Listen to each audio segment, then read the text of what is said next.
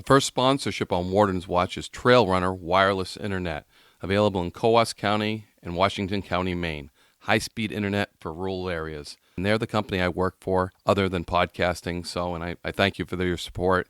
This is high-speed internet for rural areas, making my podcast happen and making businesses happen in remote places, as well as bringing technology to you folks when you live out in the country. Please go to mytrailrunner.com and like the page on Facebook as well. That would help them a lot and help me to continue Warden's Watch.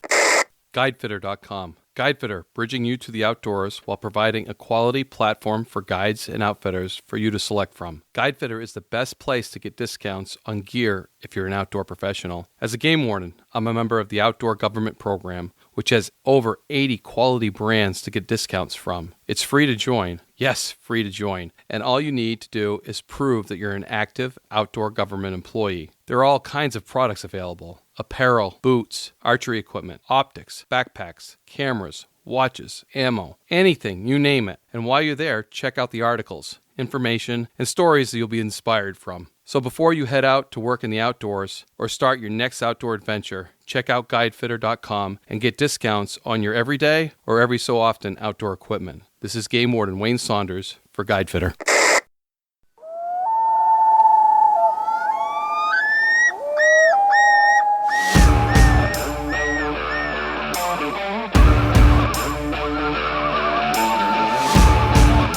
Please join me, Game Warden Wayne Saunders, and other game wardens on our adventures, protecting wildlife, saving lives, and having fun, all while serving the public and the natural resources of our planet. Listen to the tales and experiences of those who work in the outdoors while being entertained with stories about encounters with poachers, wildlife investigation, murder investigation, near-death experiences, search and rescue missions, wildlife interactions from game wardens around the country and around the world. When I retired, I realized I couldn't let go of that legacy, but rather wanted to share the passion, the commitment, and the stories of those men and women that call themselves game wardens. This is Game Warden Wayne Saunders, and this is Warden's Watch. Hello, and welcome to the first episode of Warden's Watch. I am psyched, and I'm excited to continue my adventure by talking to game wardens, conservation, biologists, all sorts of things that are related to the outdoors, and to inform you folks listening to my podcast. I'm excited to do this. I want you guys to learn. But I want to lay down some tracks because we're going to go into this. We're going to learn about me, my first episode, and I'm getting more and more comfortable on this mic. I thought this was going to be easy. I've been on TV. I've been on radio shows. Never done the whole thing myself. I've been learning a lot very quickly. So I hope you guys can bear with me, get through the basics so you kind of feel who I am. I've been a little vulnerable through this, I'll tell you. It's soul-searching being a podcaster, to let you know how I feel and what I feel, and to work with the public. So when you're listening to me, you're hearing me, and that's what I want you to hear. I want you to hear my passion. I want you to hear my dedication, and because that's what most game wardens have. And most of the people I'm going to be talking to have that too. I have a passion for being a game warden, but a biologist, I know those guys are just as passionate about their job. Law enforcement are just as passionate about their job, and we're going to interact with all those people on the show. And the first thing, for big goals, I want to promote conservation. Not preservation, conservation, because that's what each individual state, each individual country tries to do, is to conserve, to find that balance between people and animals and the outdoors and the ecology. Find that balance. And then I want to promote my brothers and sisters around the country and around the world.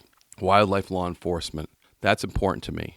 I want everybody to know what they're doing and the excitement of their job and the dedication, the passion that they have to continue to do it. And the dangers, the things that they encounter, near-death experiences, saving lives, and, sometimes bringing closure home to families, which is a really tough thing. I want to promote Operation Game Thieves around the country, turn into poacher programs. Almost every state has some kind of way that somebody can report wildlife violations. Extremely important to me.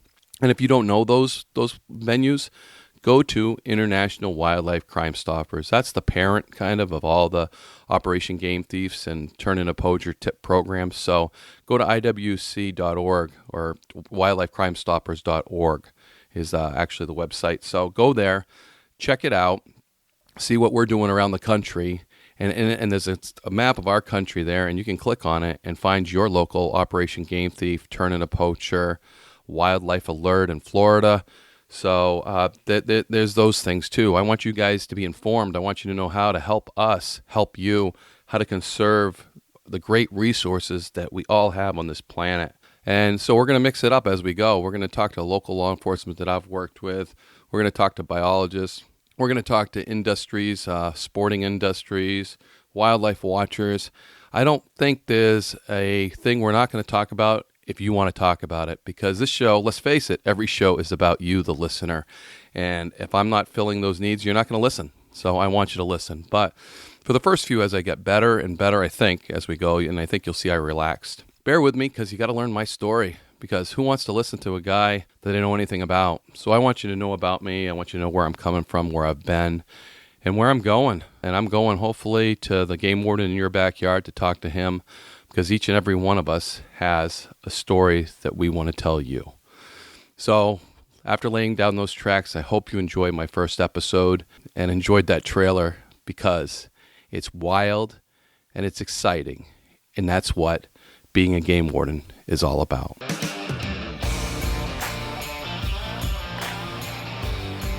You know, for my first podcast, I guess I want to know, if I'm a listener out there, I want to know who's speaking. Who is this person that's starting this podcast, you know? It's called Warden's Watch. Is he a warden? Is he just an interviewer or what? But I want to tell you my story, and I think, a good place to start is the beginning. So you get a feel for me, so you understand where I'm coming from. So you start to understand the passion of being a game warden, because I think that a lot of us are cut from the same paper, so to speak, the same cloth, because I think from interacting with those around me that are game wardens, I can see similarities. And to pass that information on to listeners, I think is really important, because I think it is a separate type of thing for a lot of us, that we truly believe in what we are doing. We are passionate. Not that other law enforcement doesn't, because I believe they do as well.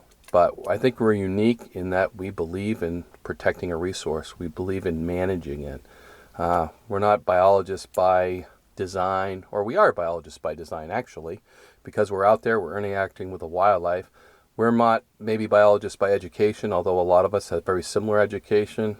I have a good friend that total degree in biology. Always wanted to be a biologist. Going through college, Wayne, I'm going to be a biologist. Going to be a biologist. You know, I don't know why you want to be a game warden.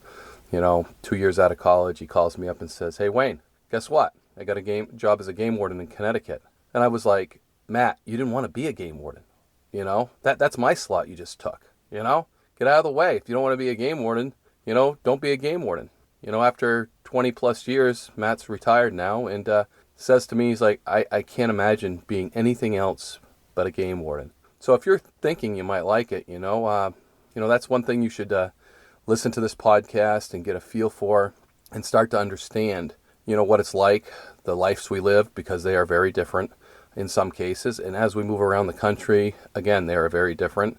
As we move generations, that's going to be very different from, 50, 60 years ago being a game warden to a modern day game warden today. Tactics have changed by poaching, illegal taking, the equipment we use is different. There's a lot of things that have changed. So it's pretty interesting for me to look back and then look forward. But I think a lot of us that have started this start with a passion. And Matt happened to develop that passion as he started working as a game warden. Was it his first opportunity to work in conservation and he jumped at it? I don't know. But after 20 years, he says, I can't imagine doing anything else but being a game warden. Arthur Muse said, and Arthur, I'll talk about Arthur. Arthur is an icon. Arthur's passed away, but there's a mountain in New Hampshire named after Arthur, Muse Mountain. That gives you kind of idea what kind of game warden Arthur was. And there's stories still out there that I want you guys to hear about Arthur. But Arthur always had a statement. He's like, if God knew what kind of job a game warden was, he would have kept it for himself. I heard that from Arthur's mouth, and I heard that happened a lot. So, and he shared that a lot with everybody that he could. It was impressive to be able to experience Arthur, not as a game warden, as a retired game warden, But to hear those stories as I worked around northern New Hampshire, the stories of Arthur, the legacy that he left, the legacy that I hope I left. So my story starts, over 30 years ago with my dad hunting. Hunters are conservationists. If you're a conservationist and you're not a hunter, that's great. And wildlife watchers, there's so many people that experience wildlife that aren't hunters, and that's a great thing. But remember, those that hunt, for the most part, I will say for the most part, because we're going to talk about those that aren't conservationists, the good people, the solid people that hunt, enjoy the outdoors. They don't enjoy killing, although it's part of it. It's part of our heritage. It's part of our makeup, I believe. I think that if we look into it, and we don't enjoy the kill. I live in northern New Hampshire. The deer are very sparse. My day of deer hunting isn't really necessarily to see a deer. That would be great. But I pick out locations on a map and such, and I go to those locations and get to that little notch. It may take me all day, 3-mile hunt in, and then it turns dark and it's a miserable walk out in the dark. I always try to start getting closer to the road before dark because, those days that I stayed up right where all the sign was in the middle of nowhere, I regretted it coming out of the woods that night because it seems like every pile of leaves had a hole. Every log I found, even with a headlamp, it was discouraging. But, it's not about the kill. You got to remember, it's about the experience of being in the outdoors and seeing country that not a lot of people get to see. And it's energetic. It's actually it's spiritual. It lets your soul free. Just being out there and being out there with a purpose, and hikers have this. The hikers get to the top of the mountain, and they experience the top of the mountain. They're out there for a certain reason, but they're out there for the experience as well. Sometimes if you want to bushwhack, I think that's a better experience because the trails, you're going to interact with people, and maybe that's what you want. That's a great experience as well. And, for all the people that I've rescued bushwhacking, you might want to stick to the trail. But my story starts with my dad, as I think a lot of game warden's story starts with. I started hunting at about 6 years old, and I started with a unloaded BB gun. We went out into the woods. I was learning gun handling. I was learning to walk with a gun. I was learning to handle it, and as I grew, the firearms grew. Eventually, my dad loaded the BB gun, and we made it into an adventure as we went out. He was always taking the lead. We'd load up the BB gun, we'd shoot some targets, he'd bring a can or something, we'd set it up, so he made it fun for, the 6-year-old. But it was exciting because the first interaction I had with a game warden was hunting with my dad. And I would have never, ever thought we would have seen a game warden where we did. It was right across from our house. We were grouse hunting. It was small game season. I had my unloaded BB gun walking with my dad. If any of you guys have ever grouse hunted, ruffed grouse specifically, grouse usually surprises you. You're walking along in the woods, and all of a sudden, gets up, and you jump. And that's how you usually flush a grouse. And when you flush that grouse, you're supposed to shoot the grouse. But the country that the grouse lives in is challenging. It's whips. It's standing wood. So to get a good shot at a grouse is a challenge in itself. And those that do it understand it. Sometimes a dog will give you that extra edge. So if you're grouse hunting with a dog, at least he's there, you're getting ready. So that's exciting, and that's a whole new aspect of hunting. We didn't have a dog that day. We had mutts at that time, so not that they weren't good hunting dogs, but he was crossed between a German Shepherd and a hound. Unique cross, but he was probably one of the best dogs we ever had. But it was just me and my dad out in the woods, and I'm learning gun handling, and he's grouse hunting, and the grouse just goes up. And usually sometimes grouse will just go a short distance away and settle back down, and so he was getting ready. He got in that kind of position where he's ready to pull up his gun and shoot at the grouse if it takes off again. But he motions me to stay there, which was common when we were in the woods. We would do a lot of motions. You don't do a lot of talking. So I was familiar with his motion he put his hand back and told me to stay. And he would just go, 10, 20 feet ahead, hoping to put that grouse back up so he could get a shot on it. So he's just put that grouse up. He's in its stalking position. This is an old logging road, and it's got a 2-track. It's all mossed in, very dark. It's when I say old logging road, I'm talking 60, 70 years old, which is a great place to grouse hunt and a great place to walk, to be honest with you, because there's not a whole lot of trees in the way. And yet on the edges there's gravel and such that the bird uses to put in its craw to digest its food. So he tells me to whoa, and he starts stalking this grouse. And I look behind me, and you're 6 years old. If you guys have 6-year-olds at home, put yourself in their shoes and start to understand how this goes. Here's a 6-year-old with an unloaded BB gun in the woods. His dad's stalking a grouse. He's probably 15, 20 feet. And I turn behind me, and I look, and there's a big man. Of course, a 6-year-old, not everybody would be a big man to a 6-year-old, and I get that. He was a big man. Green uniform and a Stetson watching us. How he ever landed in that spot at that time, I will never know. I think it was fate. I think he was put there.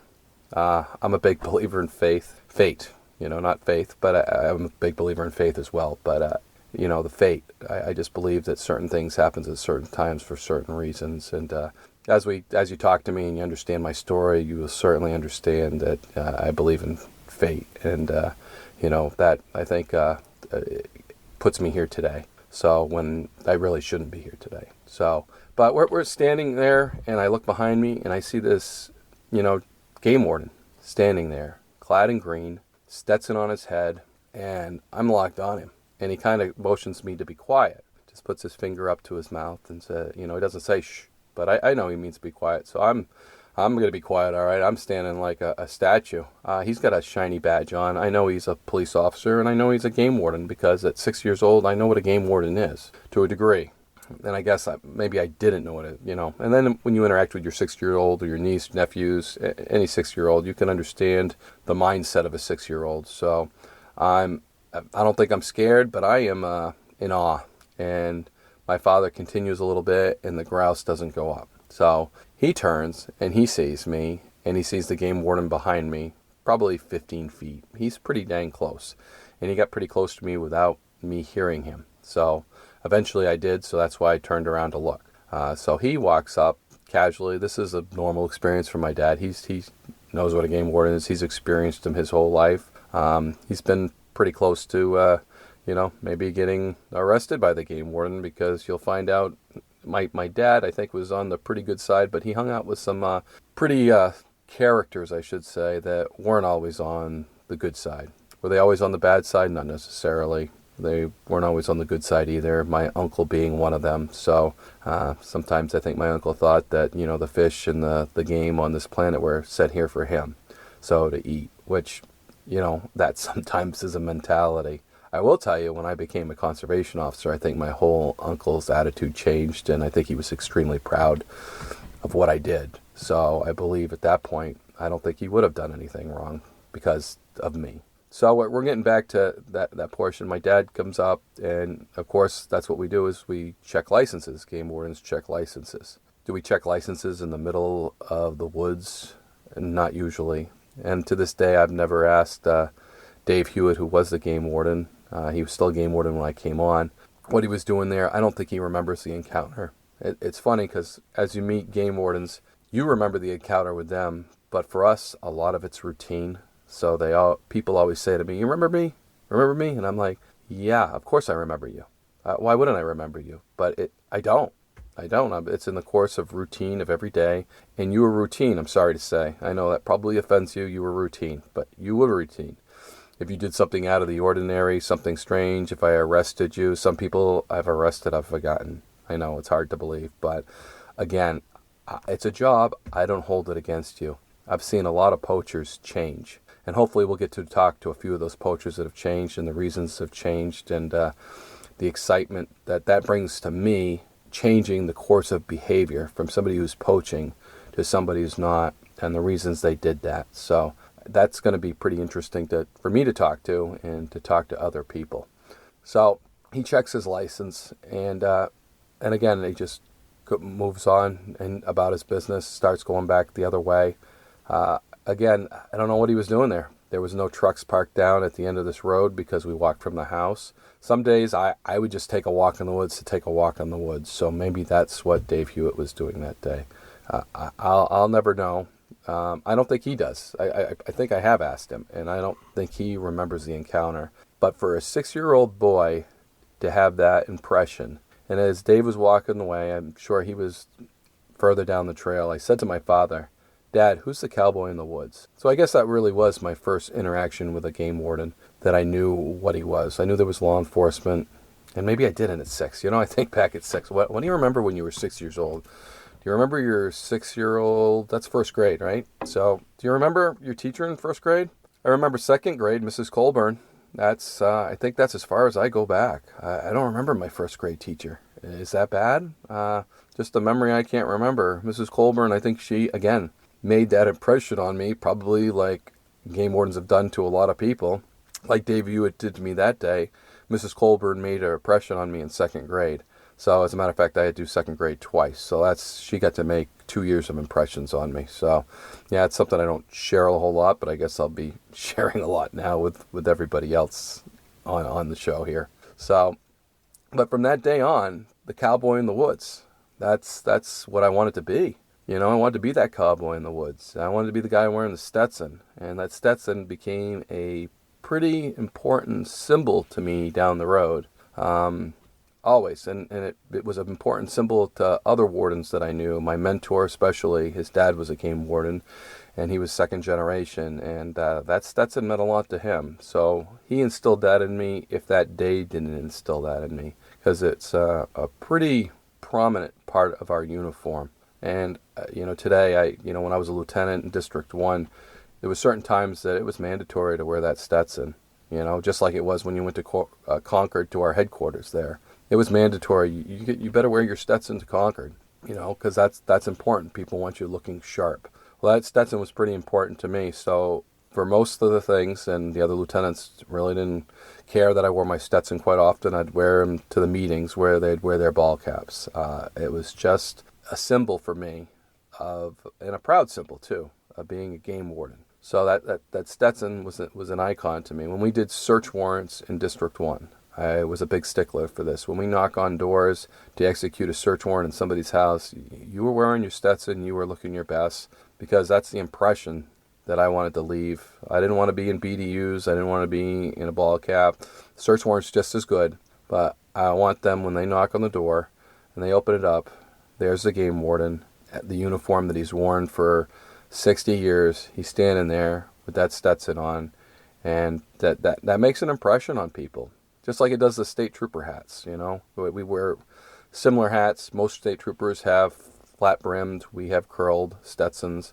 But again, you'll see a lot of states are wearing those Stetsons. And if my guys thought I was crazy about, wearing a Stetson, the state police, that's mandatory. I've seen them out in sub-zero temperature wearing that Stetson doing car stops. Now, I think that's a little crazy, and I think they did too, because I think they've allowed them to use the black stocking caps. So that looks good, and it also keeps your ears warm, which is so important in working with your environments. And that's, the clothing that you wear is extremely important, and we should definitely, when we go into an environmental issue, we got to dress the part.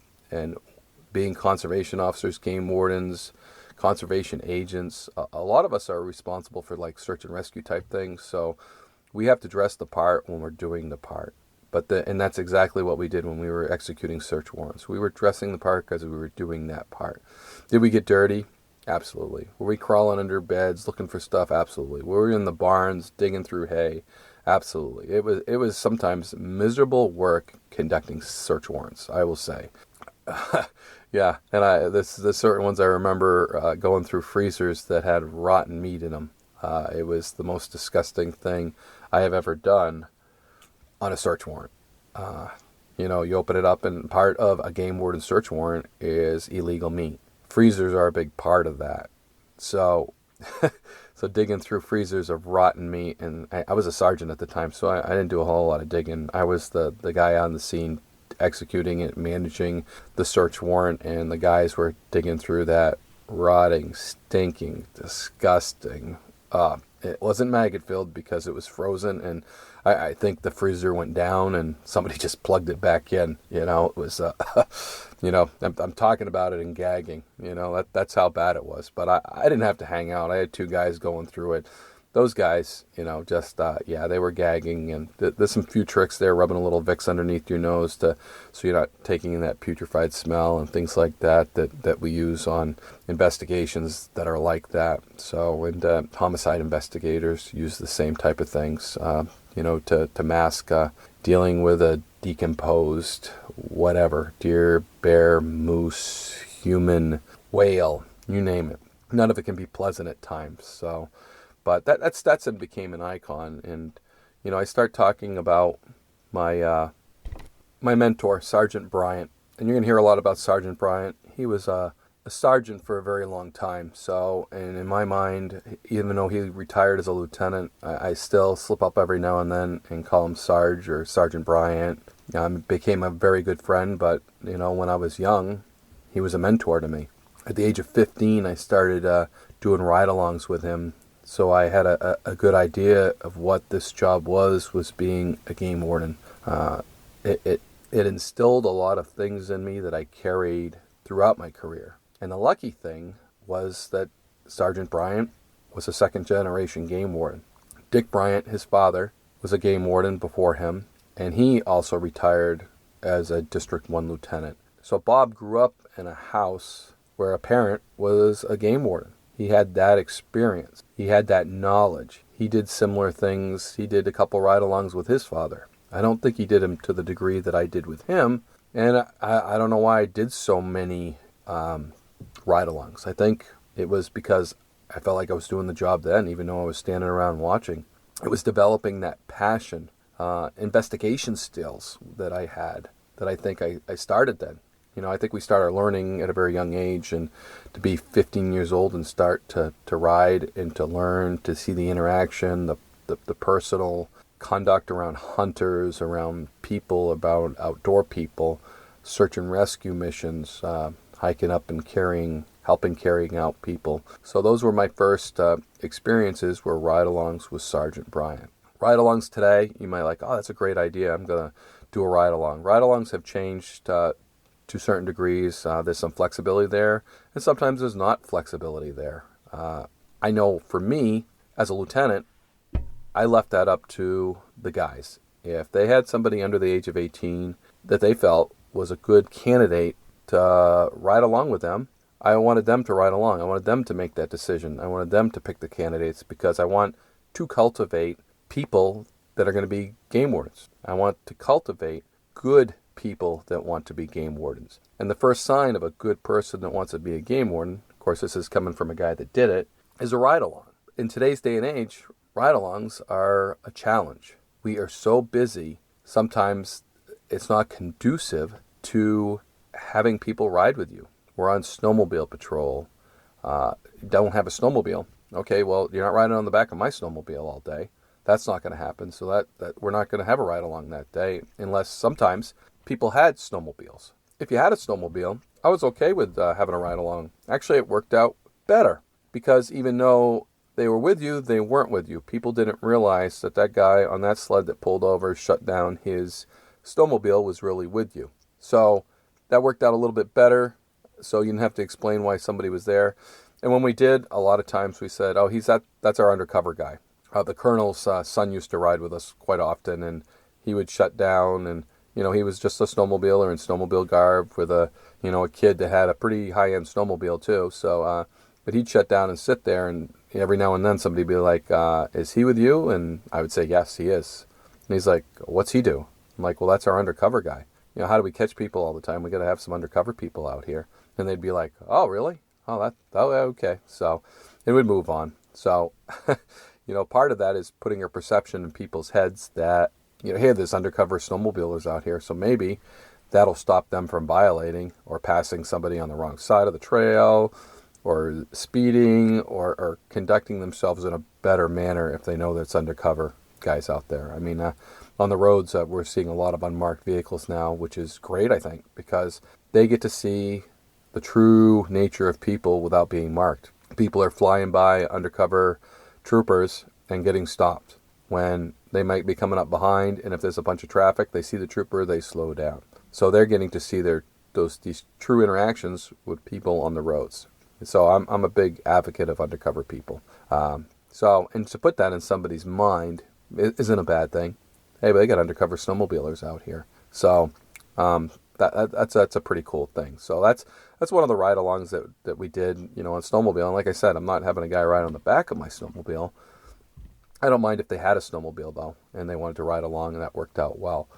Most of the time, fall hunting season was the time of ride-alongs. That's when people want to see the interaction. That's when we get into cases. We check hunters. We check hunting licenses. We check game in the bag, see what they've been shooting, grouse hunting, rabbit hunting, small game, deer, bear, moose. Those are the times that it's kind of neat. And those are the times we get into wildlife investigations, which is the core of the game warden's passion is to catch the poacher, for the most part. I believe that's my passion.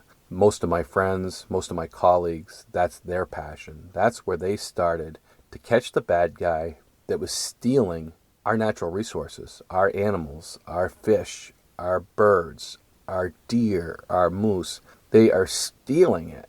And they're stealing it from me, they're stealing it from you, they're stealing it from our children, they're stealing it from generations. And they're stealing it, and if they steal enough of it, it's gone. We have rules and regulations to limit populations of animals. And it's hunting. It's harvesting those animals like we've done for thousands and thousands of years. But what we found out is when we overharvest, we put things into extinction when we overharvest. So when we have an adequate population, we want healthy populations, because we also know that there's too much of a good thing, then disease takes over. And then disease affects humans in unnatural ways, where we get sick, or the amount of dead animals makes us sick, or it makes water bad because the animals are dying in the water. There's just so many things. So we want a healthy population of wildlife. So that's why we set limits. And plus, we want people to harvest. We want people to eat wild game. We want them to do what they've traditionally done for thousands and thousands of years, because it seems to be in our system for some of us. And like I said, when you go out in the woods and you're hunting, again, it's not about killing. It's about the experience. Is it about the pursuit, the putting yourself in the right place at the right time, the challenge?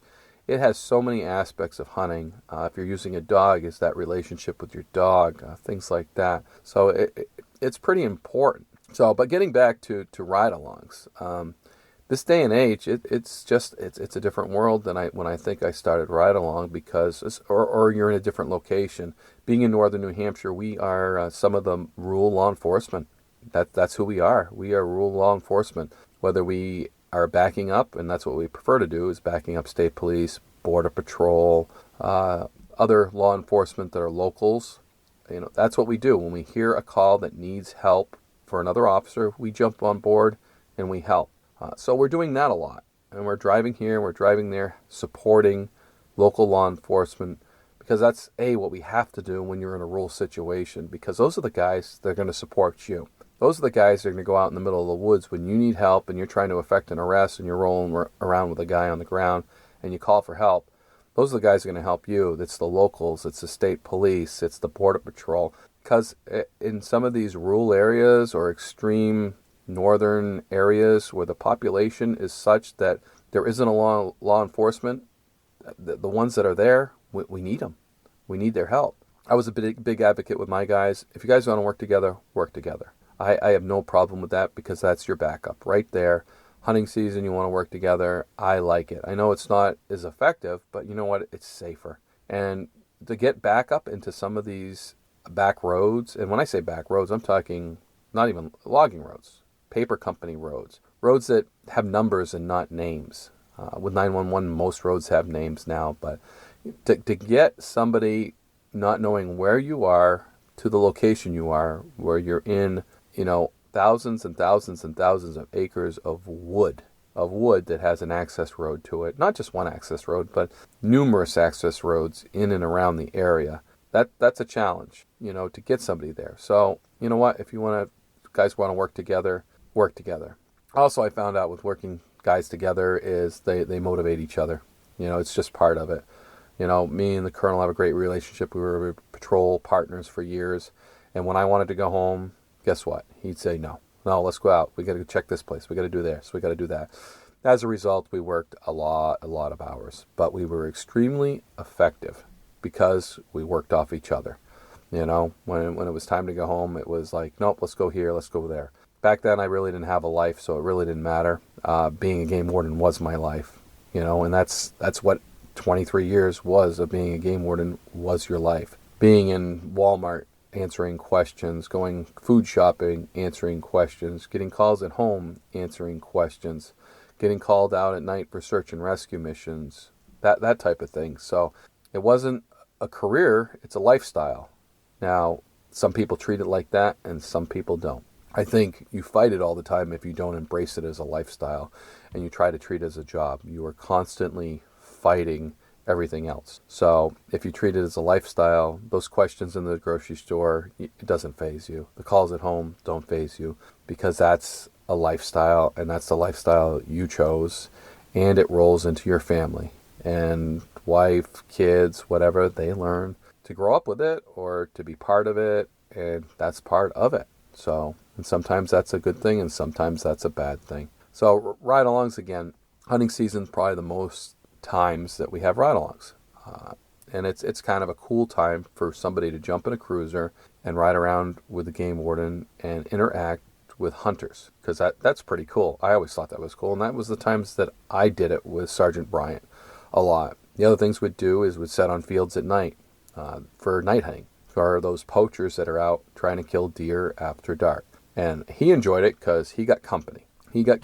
So he went along and picked me up, and we'd go sit in a field, and that was great because we could talk. He'd have coffee. I think I was drinking coffee probably at the age of 15. I think I started drinking at 12, and I'm a coffee fiend. So anyways, drink coffee, chat, and keep him awake, and sometimes keep me awake. Sometimes I'd fall asleep right there and then end up in my home and, get shaken awake. And him telling me, when you're a game warden, you don't want to do that, especially as a trainee, because you'll get in big trouble. So, and I don't want you to do that. So, those are the kind of the lessons learned there. So, but ride-alongs, I could think of one particular ride-along. When I was a lieutenant, we had Glenn Lucas had a ride-along that day, and Glenn ended up getting assaulted. And the guy ended up running into the woods.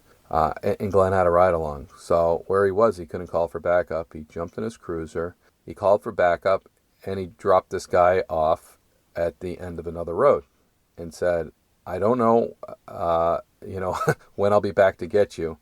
We'll be back to get you at some point. If you can somehow get home and let us know that you're all set, go ahead. But right now, I can't have you because we could be putting you in harm's way, and we're not going to do that. And every ride-along signs a waiver of liability, but that was the best thing to do in that case. And everyone should be doing that. We don't want to put those ride-alongs in harm's way. And just by sitting there in the cruiser, we're putting them in harm's way. But if we know that we're responding to something serious, if we know we are involved in something serious, we are going to take that ride along and we're going to put him in the safest place possible. And this guy wasn't like a 15-year-old kid. This guy was in his 20s. So he wasn't dropping off a kid at the end of the street or whatever. He was talking off an adult and saying, this is serious. We'll come back and get you. So Sheriff's Department responded. State Police responded. I responded. We effected arrest, took that guy in and processed him. And we picked up the ride along. So, but he was probably there for an hour and a half while we did our job and while we put ourselves probably in a higher risk situation than normal, everyday routine stuff. And I say routine, and every law enforcement officer is listening, and nothing's routine. And that's the mindset we should have. Nothing is routine. I always rely on that sixth sense. I'm telling you, it's there. I remember, and I'll tell you stories about this as we go. My hair standing up on the back of my neck. Listen to that. Even if you're not a law enforcement officer, when you think something is wrong, it probably is. If you're in an airport and you see someone drop a bag, if somebody's making you feel uncomfortable for some reason, it's probably a good idea to tell somebody in authority, there's something off there. And this is the behavior that I'm seeing, and this is what I need, because more often than not, you're right. And even if you're not, most people are happy to look into it. When people were telling me something was wrong, I would look into it, and generally they were right. Something's wrong, because we all have this intuitiveness in us that, hey, that guy's looking evasive. The people that fit into our culture and stuff, a spy, they get used to doing things, and it's common. So when people are doing uncommon acts, if they get awkward. Now, if the guy's poached all his life and this is common, it may be just fine to him. But if he thinks he's being seen, again, he's starting to react differently than he normally would. If he's dragging an illegal deer to throw in the back of a trunk and you pull over and say, hey, what happened? Like, oh, the deer got hit by deer got hit, right here. I'm just putting it in the back of my truck. And, oh, did you call the game warden, see if you get a tag? Oh, yeah, of course I did. Yep. But, and then you see it's an out-of-state plate. And this guy's kind of acting evasive and, things like that. So now you're writing down the plate and you're calling the Operation Game Thief line because that guy didn't act right. And loading a deer on the side of the road can be a normal thing during hunting season. Some of the guys that should have got away with things killed moose illegally during the moose season. What a cover. So those types of things, that may seem normal then, they acted normal. They got away with it. So, but I'm sure if someone showed up and started interacting with them as they were doing it, they would be uncomfortable, and we should notice that. So ride-alongs are extremely important, I think. It gets the people out there, if you're one of them, thinking, geez, this sounds like a really cool job. And as we get into the nuts and bolts of search and rescue missions, wildlife investigations. We've gotten involved with homicides before. So those types of things, I think, are, things we should think about as young people, and, that interaction and feeling out the job. Because if a game warden from, I want to say 40 years ago jumped in with a game warden of today, it's a different job. It's changed. It's changed a lot. Probably 60 years ago, we didn't have moose. There was a very small population. They never dealt with moose. Guess what? We had caribou. We had the last woodland caribou in northern New Hampshire. So now we don't have caribou. We have had a huge moose population, a great moose population, and now in New Hampshire, the moose population's taken a dive. So we're back to a very small population of moose comparatively to what we had. And to give you an idea how big our moose population was, as a game warden, it was the only time I've had calls pending on opening day of moose season. That's not a normal thing for a game warden in northern New Hampshire to have calls pending. In southern New Hampshire, that's a whole different story, because the interaction with wildlife and people increases your call levels exponentially, and you are responding to a lot of things. Northern New Hampshire, people are used to dealing with wildlife, and they can deal with them in a lot easier manner than people that aren't used to dealing with wildlife. But if you get that feeling, you jump in and you ride along with the game warden, you get that feel of whether, hey, this might be for me, this might not be for me. So, and those guys that jump in with us from days of old every now and then and get the feel, they're like, I wouldn't want to do this job now. You guys are a slave to your phones, you're a slave to your radios, before then, they used to have to report back once a week, make a call into Concord, and just to let people know that they were alive. Then they'd have to drive 30 miles to get to a phone to make that call. Those are the types of things that have changed. It's kind of crazy. So I'm not sure if I have enough time to go into my first night hunting case, because when I got hired, Sergeant Bryant and I got a chance to work together, and that was my first night hunting case. So it was pretty dang exciting, and that's an adventure that I'd love to share, because that has a lot of twists and turns, a lot of investigations and such like that. But the first one, I want you guys to get a feel of me. I want you to understand where I'm coming from, why I'm coming from here. When I retired, I was like, wow, I felt like I jumped off a cliff. My passion, everything that I geared my life for was done. And even though I had some involvements with Operation Game Thief, still a director on there, International Wildlife Crimestoppers, still a member with that. And those are extremely, extremely important, and I hope to advertise for them every chance I get, whether they're nonprofit or state-run avenues for, sportsmen and women, conservationists to help, because they help catch poachers. And all the game wardens that we have, and there are less and less every year, I'll tell you. If you look, 20, 30 years back, there was a whole lot more game wardens there are today, especially in New Hampshire. Wildlife law enforcement is decreasing from what I can see. It's decreasing. And we need help. We need help from good people to make those calls. When you get that sixth sense and you know something's wrong, you got to report it to Operation Game Thief or International Wildlife Crimestoppers. You got to make that call. You got to let those people know so that we can investigate that, because it is so important for you to help us, because our numbers are decreasing. And I'm only one set of eyes and ears in my area. By incorporating good people that are in the outdoors, whether you're a logger, you're a farmer, you're a hunter, you're a hiker, that helps me. Helps me by you telling me, geez, I saw this and it was wrong. I think there was something wrong. I don't know why that guy was dragging the deer down the hiking trail, and then when he saw me, he ran into the woods and left the deer, and that was just kind of odd. So I called just to let you know. So those are the types of things that when you feel it's wrong or something's just off there, pick up that phone and make that call. And some people may have so much insight. Over the years, we've had cases where relatives have called because, hey, my dad's poaching. He's killed 3 deer this year, and this is how he's done it.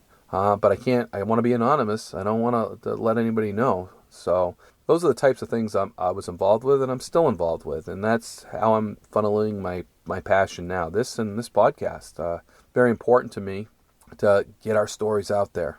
And I hope it's important to all the game wardens to get our stories out there.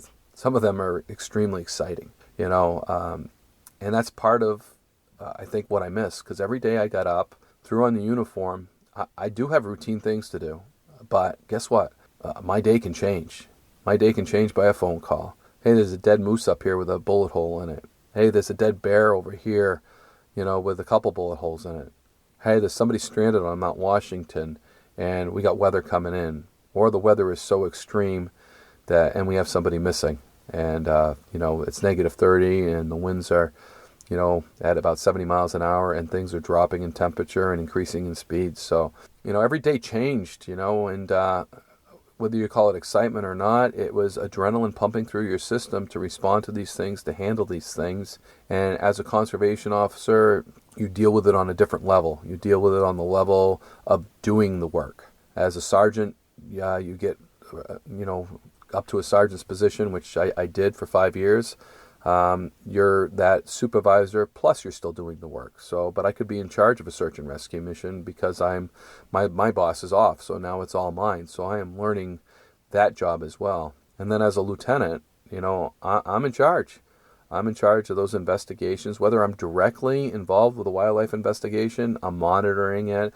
The guys are interacting with me. They're telling me what they got, where to go. And a lot of times those guys are bouncing ideas off me using my experience to help catch bad guys and poachers. That's the enjoyment of being a lieutenant. And when there is a big mission, whether it's a drowning, whether it's a search and rescue mission, whether it's a execution of a search warrant, I'm there. I'm in charge. I'm working with my guys, right, hands-on, directing them, doing what the thing is. And the next thing I retire, and I'm like, what am I doing? And then I start thinking, well, I'm going to start my own business. Now, what kind of business do I want to start? They say the first thing you want to do when you start a business is do something that, you feel that you're not working. You feel you have a passion for it, that it's pretty, that it's not work at all. So I think that's what I looked at. And then I'm like, I like being a game warden. How do I get that back?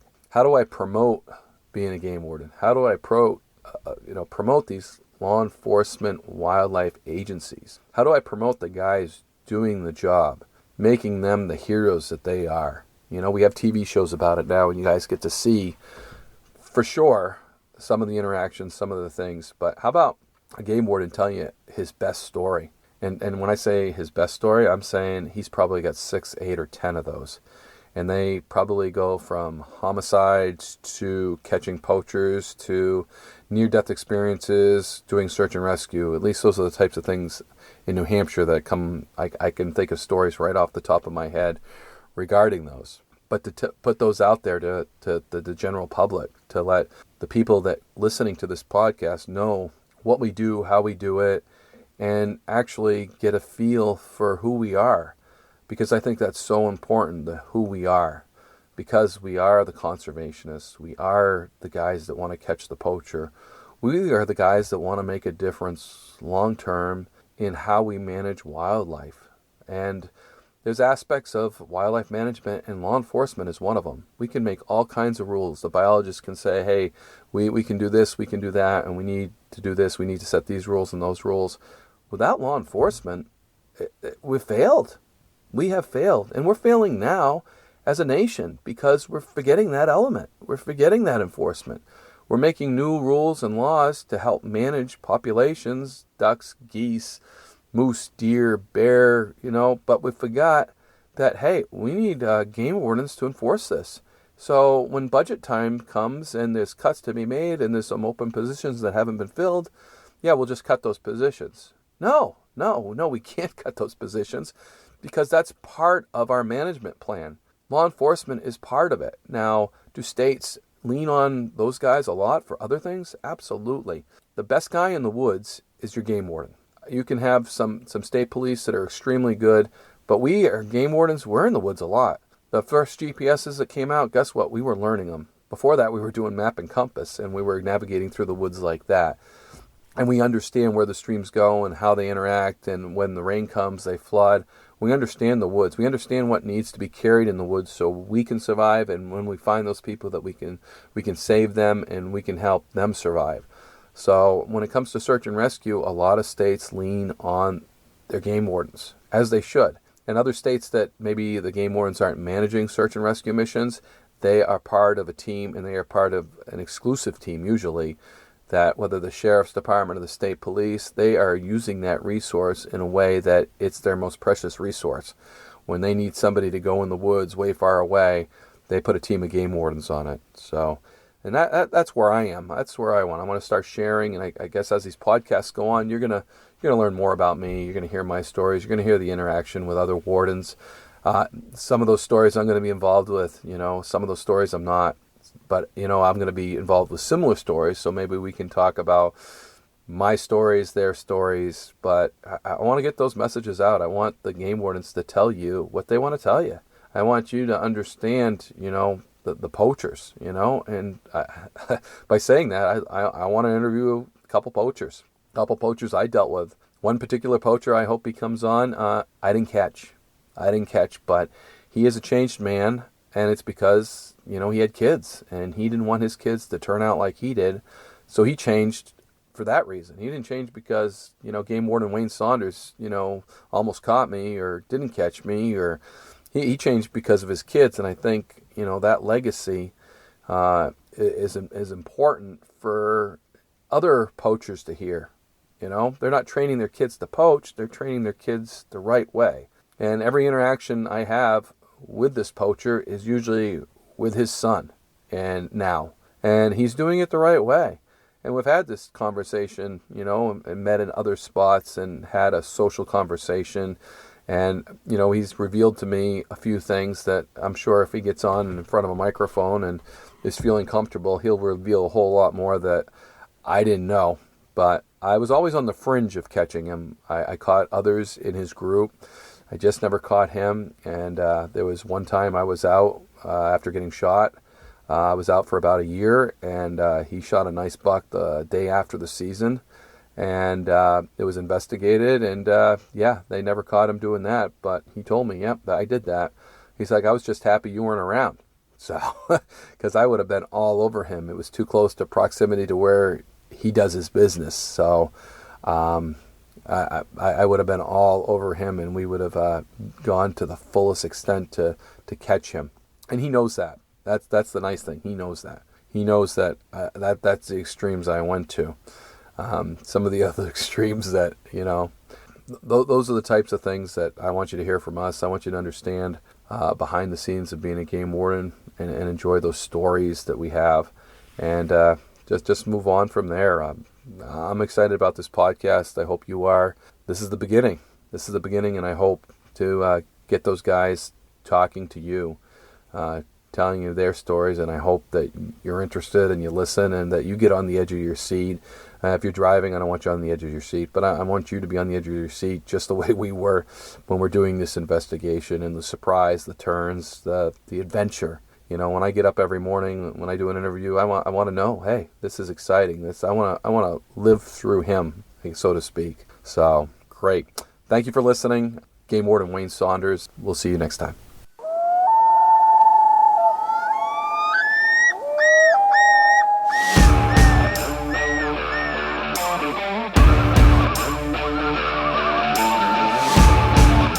Please join me, Game Warden Wayne Saunders, and other game wardens on our adventures protecting wildlife, saving lives, and having fun, all while serving the public and the natural resources of our planet. Listen to the tales and experiences of those who work in the outdoors while being entertained with stories about encounters with poachers, wildlife investigation, murder investigation, near-death experiences, search and rescue missions, wildlife interactions from game wardens around the country and around the world. When I retired, I realized I couldn't let go of that legacy, but rather wanted to share the passion, the commitment, and the stories of those men and women that call themselves game wardens. This is Game Warden Wayne Saunders, and this is Warden's Watch.